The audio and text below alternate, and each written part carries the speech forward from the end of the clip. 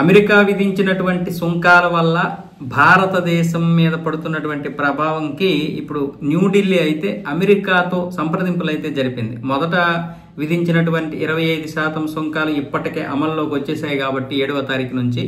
ఇక రెండవసారి విధించినటువంటి 25% సుంకాలు 27వ తారీఖు నుంచి అమల్లోకి రానున్నాయి.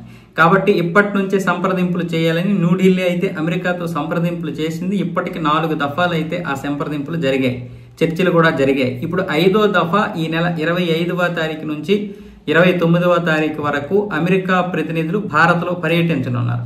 దీని గురించి అయితే ఇప్పుడు అంతవరకు బాగానే ఉంది. కాకపోతే అలస్కాలో ట్రంప్ పుతిన్ భేటీ అయిన తర్వాత అమెరికా ప్రతినిధులు అయితే ఈ యొక్క పర్యటనని రద్దు చేసుకున్నారు. అమెరికా ప్రతినిధులు ఎందుకు రద్దు చేసుకున్నారన్న విషయం బయటికి రాలేదు. కానీ దీనికి ముఖ్య ఉద్దేశం ఏంటంటే ఇప్పటికే దీని మీద ట్రంప్ తన సోషల్ మీడియా ట్రూత్ లో చెప్పిన దాని ప్రకారం ఏంటంటే మిగతా 25% అంటే రెండోసారి విధించినటువంటి 25% మీద అవైతే అమల్లోకి రాకపోవచ్చు. దాని మీద భారత్ తప్పించుకునే అవకాశాలు ఉన్నాయి. అలాగే చైనాకు కూడా ఈ యొక్క టారిఫ్లు విధించబోము అంటూ ట్రంప్ అయితే ఒక విధంగా హింట్ ఇచ్చాడు. దానివల్ల ఇప్పుడు ట్రంప్తో ఇప్పుడు అధికారులు అయితే మాట్లాడతారు. మాట్లాడిన తర్వాత ఈ ప్రతినిధులు వెళ్ళాలా వద్దా ఏంటి అనేది చూసుకుంటారు. అయితే ముందు అమల్లో వచ్చినటువంటి 25% టారిఫ్ల విషయం ఏంటనేది తెలియలేదు. కానీ ఆ తర్వాత వేసినటువంటి సెకండరీ టారిఫ్ ఏదైతే ఉందో 25% అది ఈ నెల 27వ తారీఖు నుంచి అమల్లోకి రాకుండా ముందస్తు చర్యలు అయితే భారత్ తీసుకుంటుంది. ఇప్పటికే దీని మీద ట్రంప్ క్లారిటీ ఇచ్చాడు కాబట్టి